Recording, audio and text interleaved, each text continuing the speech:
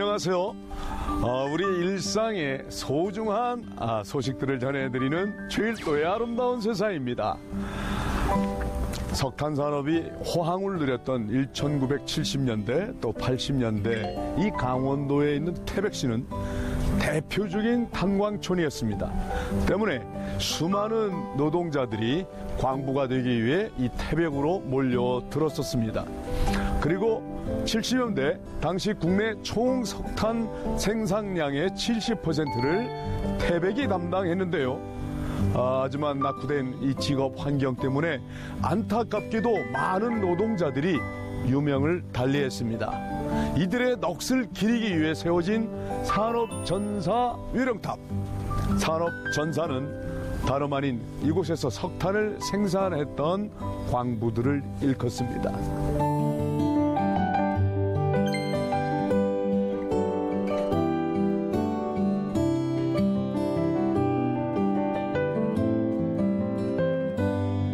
오늘 비하인드 뉴스에서는 지난주에 이어 석탄 산업의 흥망으로 울고 웃었던 지역 주민들을 위로하고 격려하고 또 치유해 주신 또 다른 한 분을 만나러 왔습니다.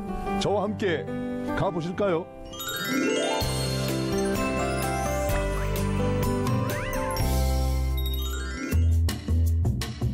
네, 오늘은 이 탄광 지역에서 어려운 이웃들을 위해서 함께 보살펴 주시는 정신과 닥터 정승미 박사님을 만나기 위하여 이 태백까지 찾아왔습니다. 한번 가보실까요?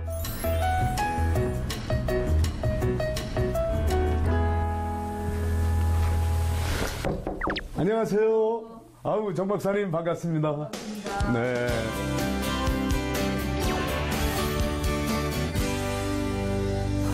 네, 사모님께서는 최준만 목사님을 언제 만나셨어요? 네, 선교단체에서 학생 때 만났습니다. 학생 때면 의과대학 학생 네, 시절에? 제가 본과 1학년 때. 본과 1학년 때? 네. 우리 최 목사님은 신학생 시절이 아니고 연세대 경제과 다니던 학생. 네. 그때는 경제학과 나와가지고 대기업에 취직하거나 또 많이 벌 걸로 생각한 건 아닙니까? 네, 은행에 들어가서 돈 많이 벌려고 했죠. 그랬군요. 그런데 그런 목사님께서 신학교 졸업하고 첫 목회지를 이거 태백을 정했단 말이에요. 네. 그때 놀라지 않으셨어요? 네, 그때는 그 태백에 빚을 갚는 마음으로 첫 목회지를 하되 한 3년 있다가 나온다. 그렇게 하고 왔기 때문에 그럼 얼마든지 동의할 수 있었고 네. 뭐 3, 4년쯤이야 뭐 네, 이렇게 네. 생각을 하셨군요. 네. 그런데 이제 미국 유학을 갔다가 네. 돌아와서 또 다시 이 태백을 예. 사역지로 정하셨어요. 네. 그때 마음이 어떠셨는지 한번 솔직히 얘기해 보세요. 예. 그때는 이쪽으로 오도록 하나님이 이미 저희 인생에 저한테도 많이 경험하게 하신 게 20몇 번 이사를 다녔어요. 그때까지만 해도.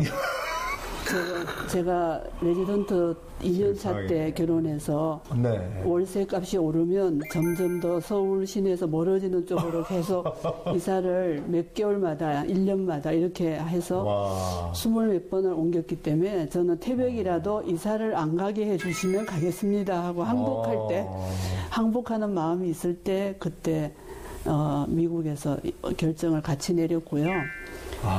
근데 제가 미국에 잠시지만 유학생활을 살아보니까 고향에 사는 게 제일 행복하겠더라고요. 네. 그래서 오히려 미국 가서 태백을 결단하기가 더 수월했던 것 같아요. 태백을 영혼의 고향으로 여겼단 말이죠. 네. 직업 군인 이상으로 26번이나 레지던트 시절 네.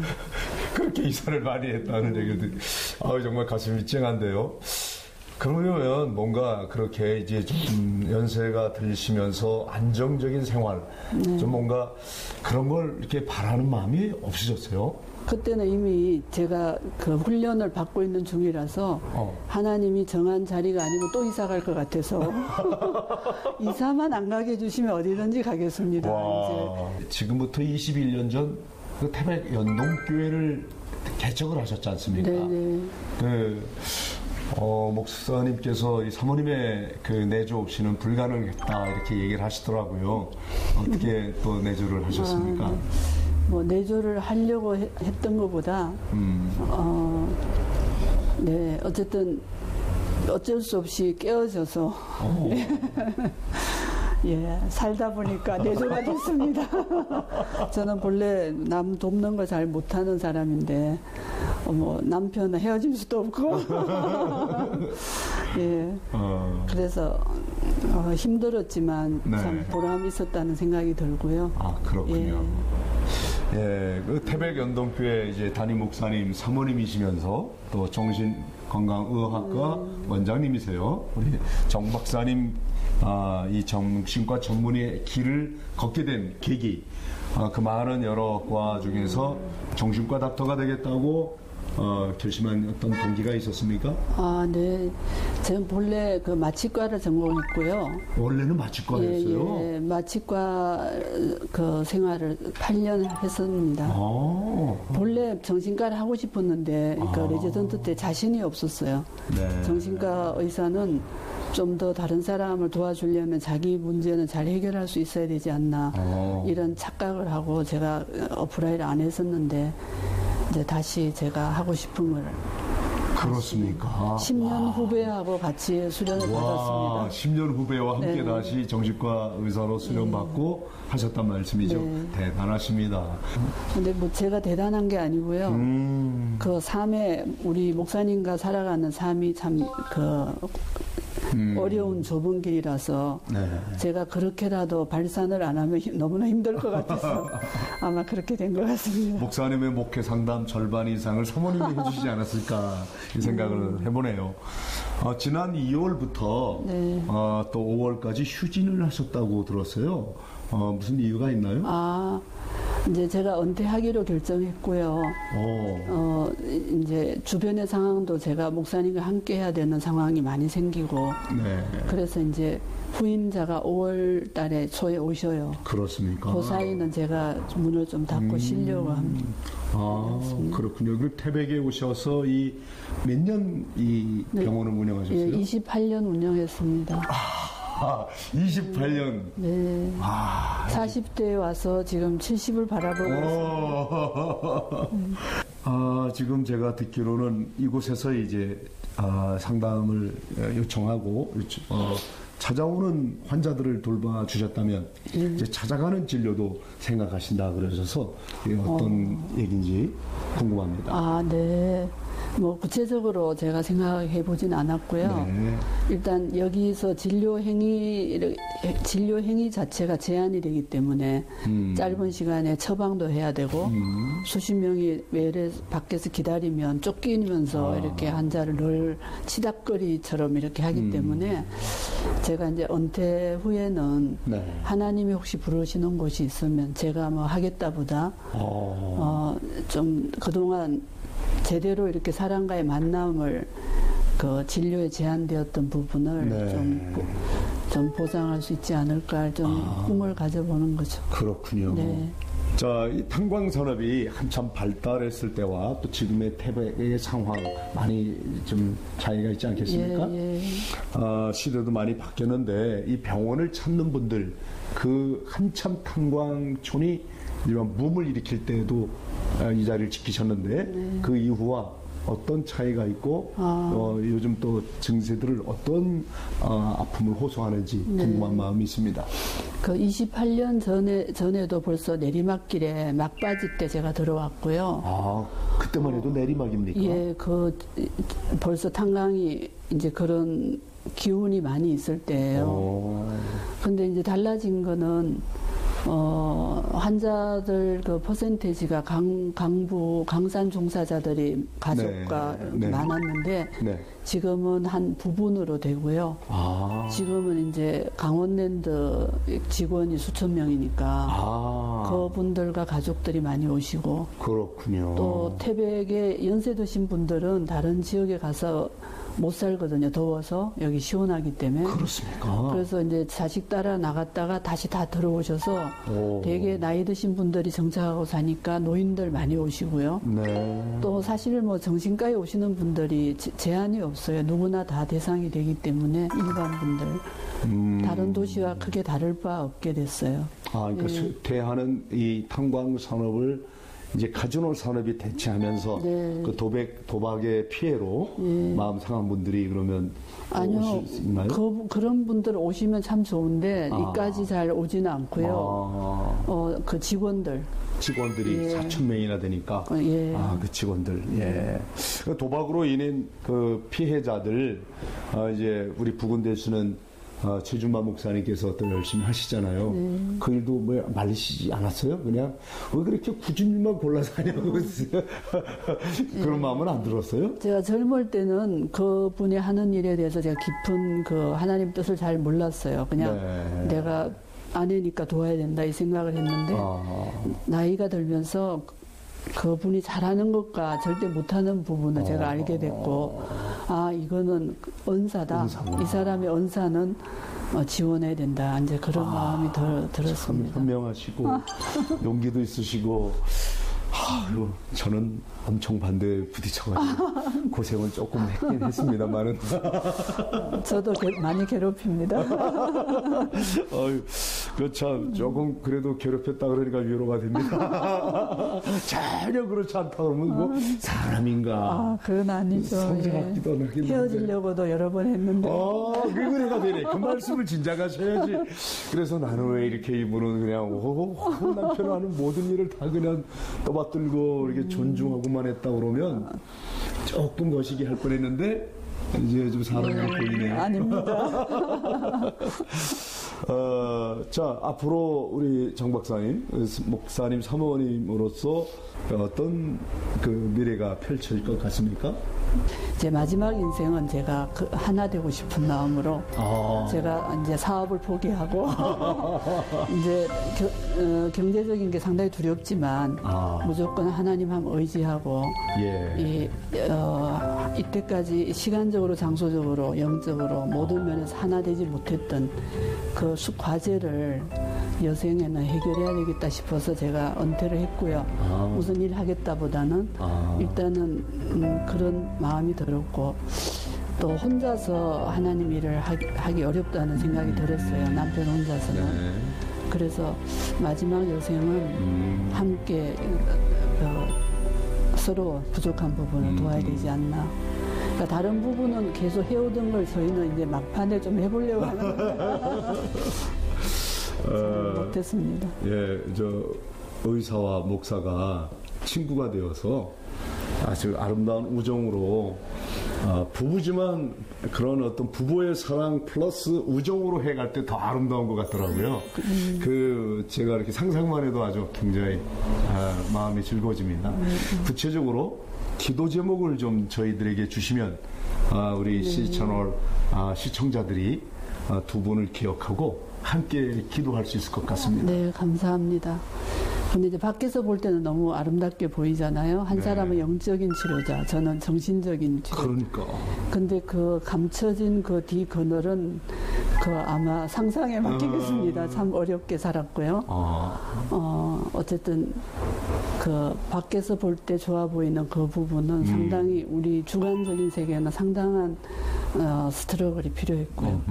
지금도 해결된 게 아닙니다. 그래서 저도 하나님 앞에 설 때만 제 욕심을 내려놓고 이분을 정말 존중하고 지원할 수 있지, 제가 그렇지 않으면 그게 어렵습니다. 그래서 이 부분에서 제가 겸손하게 또 제 개인 기도 제목은 지나간 세월에 이제 제가 좀 희생하고 어려웠던 것에 대해서 제가 그게 감사로 다 바뀌길 원해요.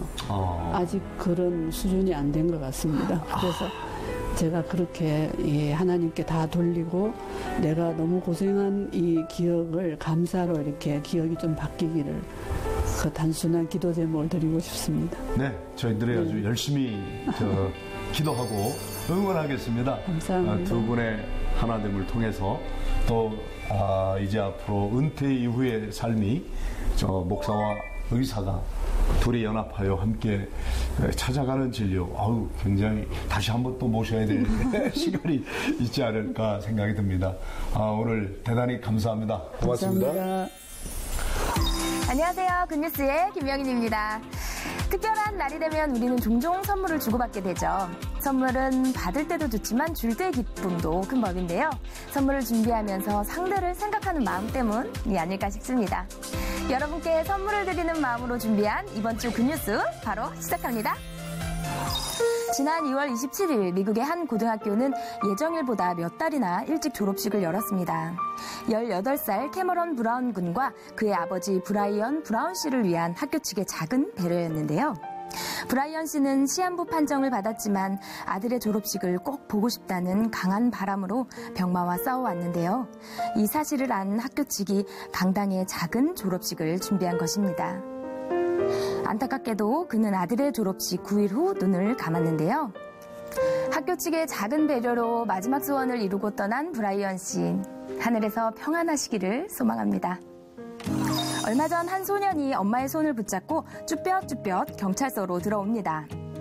이후 수줍은지 경찰에게 원통 모양의 물건 하나를 주고 달아나는데요. 경찰관들은 2037년 2월 1일 정세훈이라는 글씨가 써진 물건을 받고 어리둥절하기만 합니다. 하지만 인증샷을 찍고 싶었던 소년이 다시 경찰서에 찾아오면서 그 정체가 밝혀지게 되는데요. 그 물건은 바로 경찰관이 되고 싶다는 소년의 꿈을 담은 타임캡슐이었습니다. 경찰의 밝은 미래를 보는 것 같아 감동을 받았다고 전한 경찰분들. 세훈이의 그 꿈이 꼭 이루어졌으면 좋겠네요. 다운 증후군을 가진 한 여성이 불가능할 것 같았던 기상캐스터의 꿈을 이루어 화제입니다. 어릴 때부터 기상캐스터를 꿈꿔왔던 멜라니.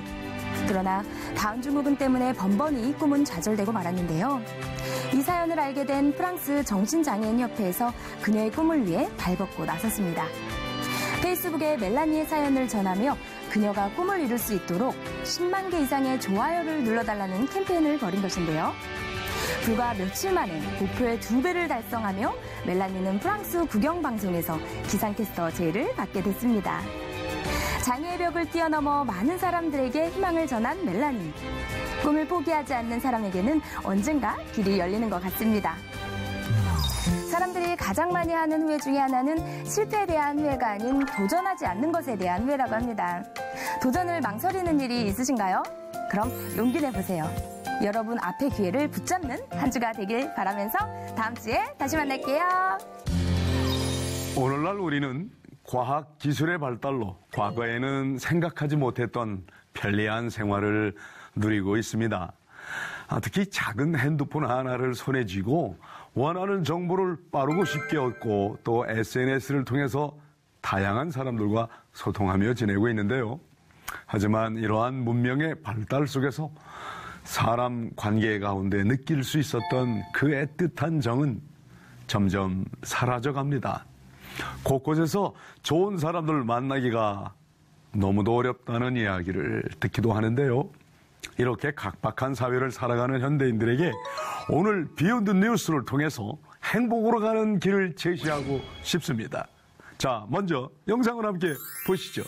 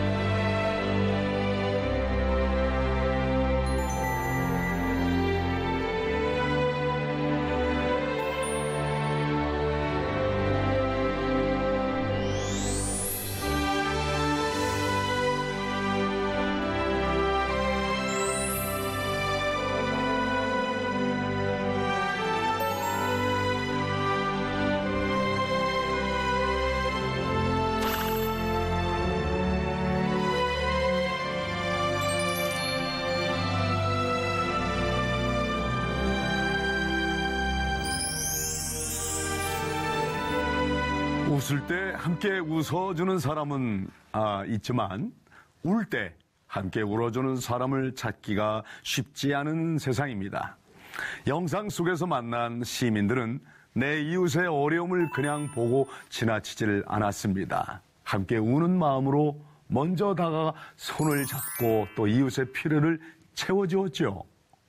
그리고 어려움 가운데 도움을 받은 사람들은 따뜻한 사랑과 응원을 기억하면서 나비 효과를 일으켜 또 다른 이들에 대한 사랑으로 이어질 거라고 확신합니다.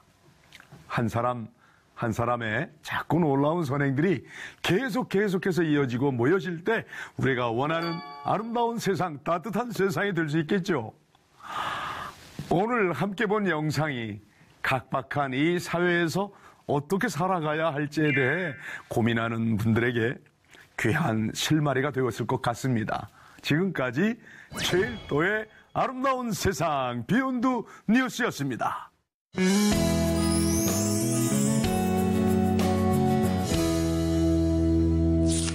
영화 주라기 공원으로 유명한 하와이 카와이 섬. 1950년대만 해도 이 섬은 대다수의 주민이 알코올 중독자 혹은 범죄자, 정신질환자로 최악의 환경이었다고 합니다. 이 섬의 아이들을 대상으로 세계적으로 전무후무한 연구가 있었습니다. 이 연구의 가설은 열악한 환경에서 자란 아이들은 비행청소년, 범죄자가 될 가능성이 높다였는데요. 아이들은 곁에 있는 어른들을 보고 배우며 똑같이 자란다고 하는 우리의 통념과 매우 비슷하죠. 그런데 한 심리학자는 이 카와이 섬 아이들 중 가정 환경이 극단적으로 열악한 201명을 추려서 다시 연구한 결과 35%에 해당하는 72명이 몸과 마음이 건강한 성인으로 성장한 사실을 새롭게 발견했습니다. 그리고 환경의 제약을 극복한 이 72명의 아이들에게 공통점이 발견되었습니다. 그것은 바로 언제든지 또 어떤 상황에서든지 내 편이 되어주는 어른이 최소한 한 명은 곁에 있었다는 사실입니다. 의지할 수 없는 부모 대신에 조부모나 혹은 선생님이나 목회자 등이 그 역할을 해주었다는 거지요. 그 단 한 사람의 존재를 통해서 늘 칭찬과 격려해주는 달인, 그 멘토가 고난을 이겨내는 회복의 탄력성을 생기게 해주었고요. 또 꿈을 이룰 수 있다는 것이 연구의 결론이었습니다. 지금 여러분은 곁에 있는 이들에게 어떤 역할을 하고 계신지 궁금합니다. 자녀에게 부모란 이름으로 강요를 늘 일삼고 있는 것은 아닌지, 직장에서 믿음으로 관계를 쌓아가고 있는지, 친구들에게 힘과 용기를 북돋아 주는 존재인지 찬찬히 자신을 한번 돌아보는 시간을 가져보시기 바랍니다. 그리고 이번 한 주 기댈 사람이 없는 참 외로운 사람에게 다가가 위로하고 격려하고 아무 조건 없이 믿어주는 단 한 사람으로 빛과 같은 존재가 되어보시기 바랍니다. 그것이 바로 성경에서 말하는 소금과 빛의 역할 아니겠습니까? 지금까지 최일도의 아름다운 세상이었습니다.